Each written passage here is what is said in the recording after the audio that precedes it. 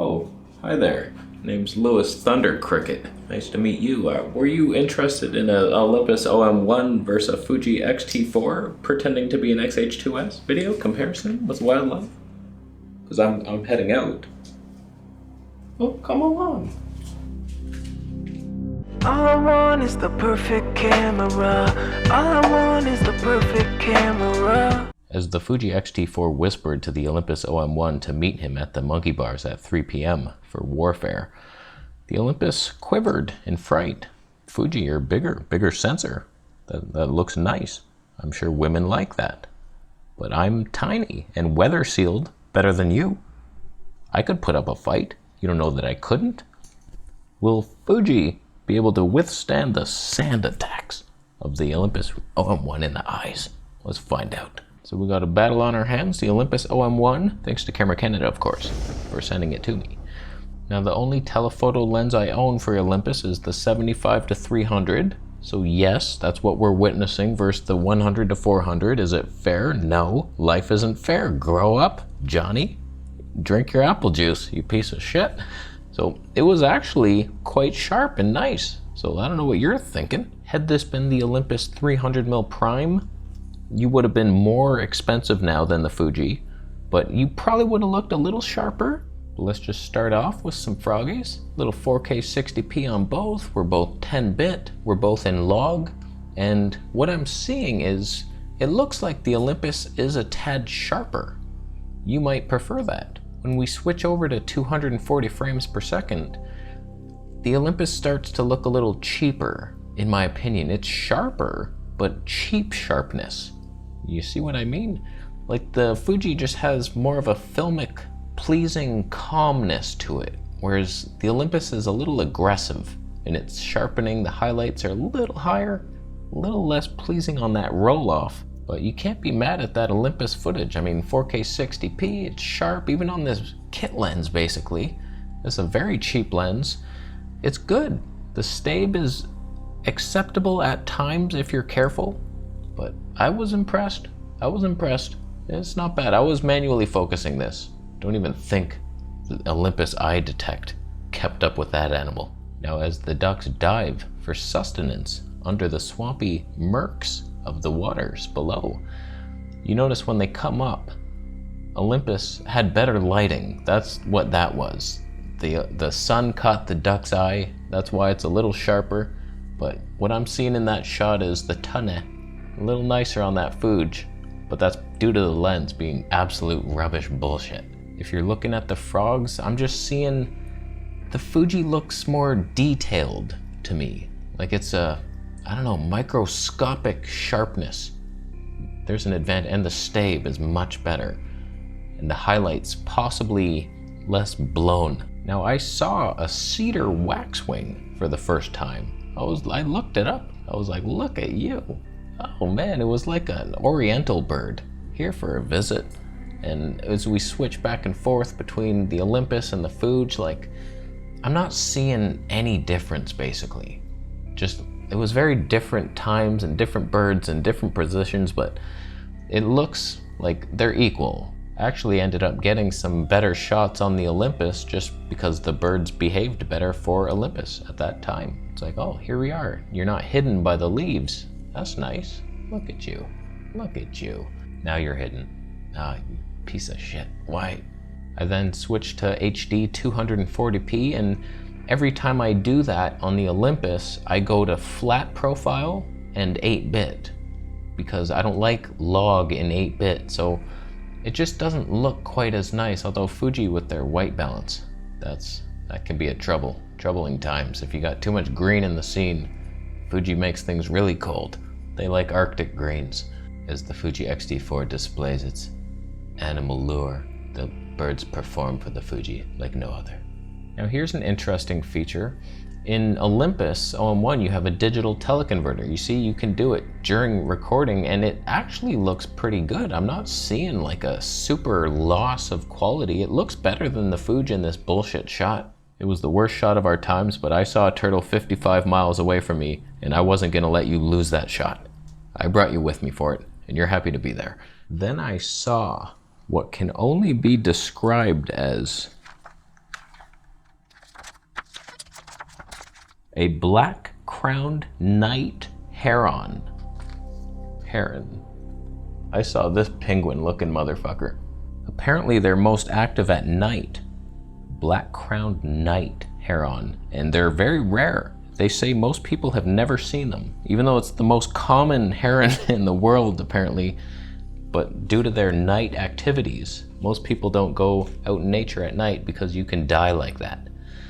So I see this night heron, and I don't know, that Olympus, the white balance is nicer, it's pleasing, it's warmer. Even though I'm in ambience priority on the Fuji, sometimes if there's green in the scene, it's just cold and chilled. And I switched over to 240 frames per second. He stretched up. I couldn't believe how tall he got. They really like scrunched down like a penguin, and like they're a completely different bird at that point. It was interesting, and I was waiting there for him to fly off. Funny story, I get a little closer to him. I'm on the Fuji, and I switch it over to 240 frames. This is 4K 60.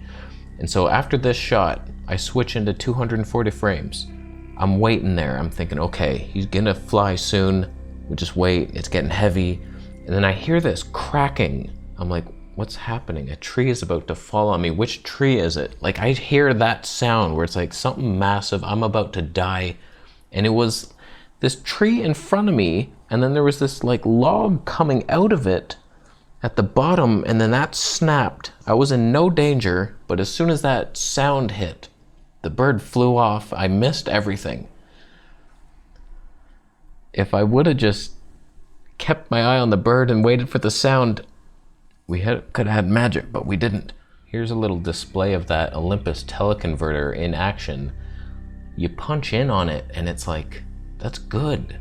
It looks good. It's almost like you get a free teleconverter with it.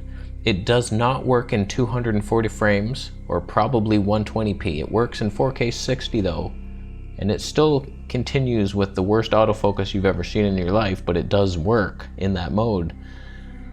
That's a nice little feature. 1.4 times crop additionally to anything you have for free with no downsides.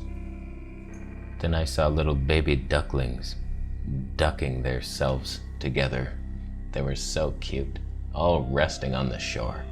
Oh, little duckies. Hey, duck boys. We're in 4K 60 on both, and I don't know, to me, the Fuji is the superior shot just because, I don't know, it's hard to explain. One, there's more tonne, that's obvious. But also, it's not over sharpened and disgusting. There's just something about that. You might prefer the over sharpened look. It's like when people compare smartphones to cinema cameras, and the smartphone's like sharper and punchier, and people are like, that looks better, dude. Like, you don't know what you're looking at. You're a moron. But some people like it, the lower class. They eat like popcorn and hot dogs together, and they're like, oh, this is dinner, but it's not. You're just fat. It's more noticeable in the 240 frames where the little ducklings stretch out.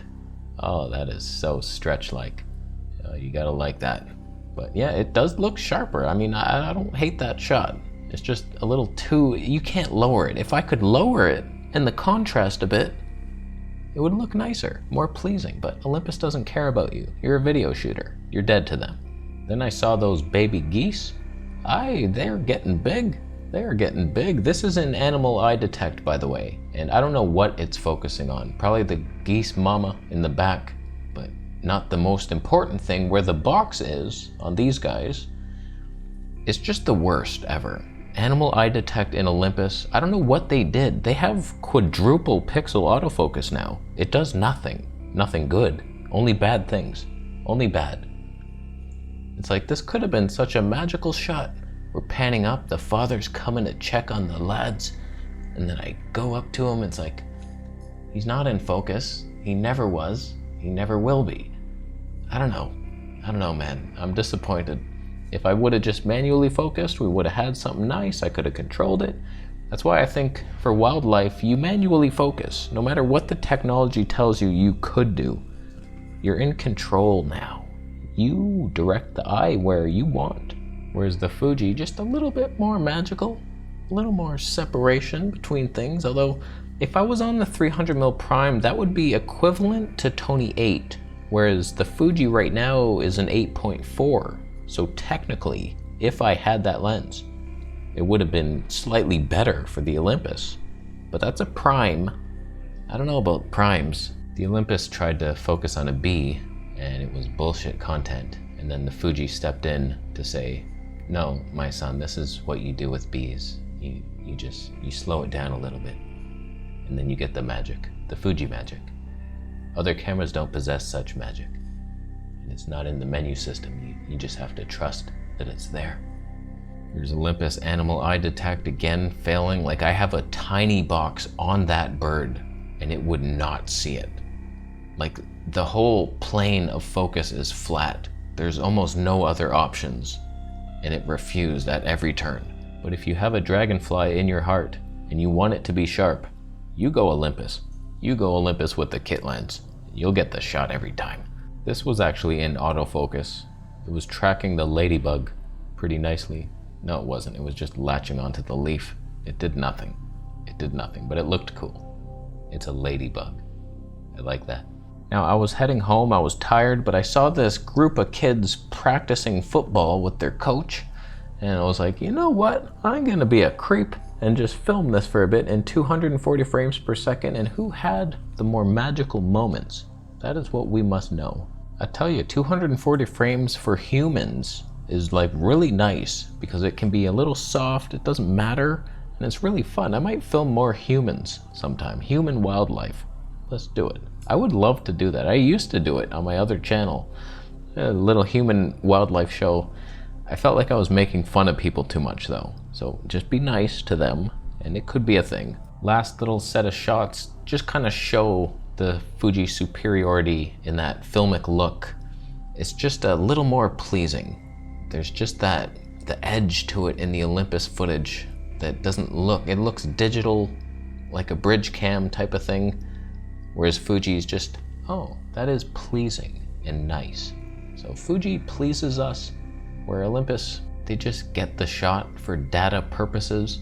They're just recording, they're analytical, they have no heart or feelings inside their robotic bodies, but that's fine.